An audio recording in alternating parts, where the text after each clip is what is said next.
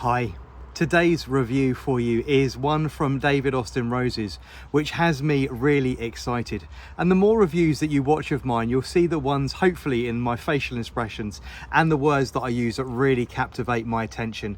This is another rose that for no other real reason than I couldn't get hold of it. Took me a while to get into my collection here in the garden at North Lodge, and I'm really excited to finally, after having it in the ground some time, being able to bring you my full personal review of this.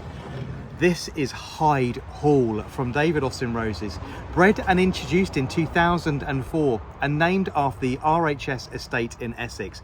This is an absolute cracker, and moving forward, this particular rose was well ahead of its time in the breeding program, and you're going to find its heritage now running through many of the roses that you're seeing coming forward in the next 5, 10 or even 15 years.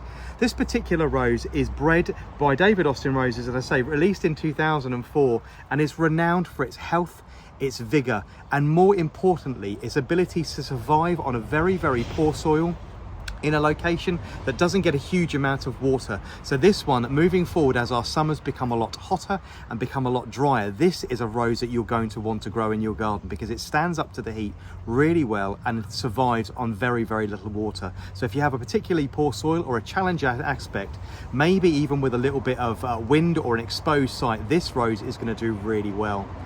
It makes a very sizable size shrub, which for me is a really good plus point, in excess of 5 feet by 5 feet. And I'm going to look forward to this one really becoming very established in the North Lodge cottage garden and getting up to a decent size.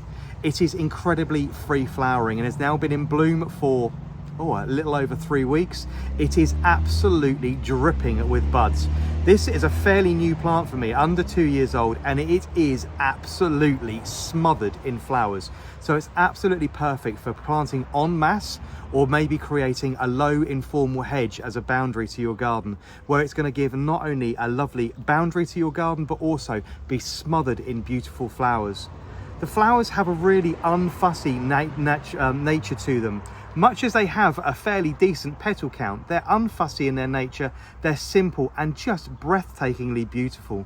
The buds are a light mid-pink, and there's a slight lime green tinge to the outer edges just before the bud breaks.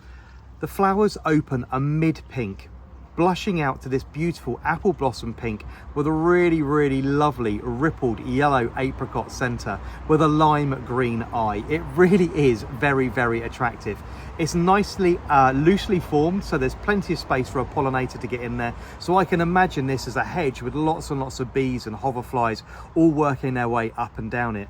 I say the huge amount of flowers mine has produced in the first several years is absolutely outstanding. It is very, very vigorous and very healthy. The new stems, as they send up the leaders, have very, very few thorns, making it really easy to handle, easy to cut, and if you wanted to bring it into the house. Although it doesn't last particularly well in a vase, it's only going to give you about 3 or 4 days, but it is enchantingly beautiful when it's in the house.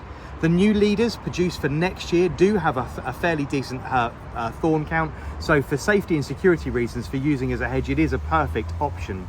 The foliage is very, very light green, very much like an old dog rose in its makeup. There are small barbs up the back of the leaf stems themselves, so do watch out for those, but the foliage is a very light mid-green.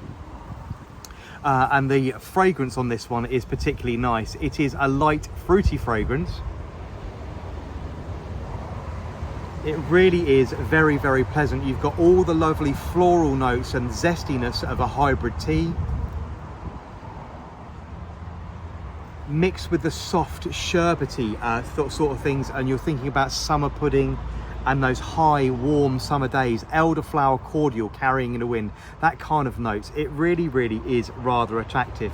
A repeat flowering plant that's going to flower all the way through from June all the way through to the back end of September if you deadhead it properly. So this one is Hyde Hall from David Austin Roses. If you have the space, bred and introduced in 2004, and of course with all the disease resistance, all the vigour, the health and the free flowering nature paired with that fragrance that you would expect from a rose bearing the RHS name, it is an absolute cracker, and one I would really, really hope that you plant in your garden if you have the space.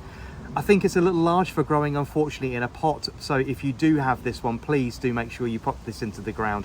But this is Hyde Hall from David Austin Roses, and it's an absolute cracker.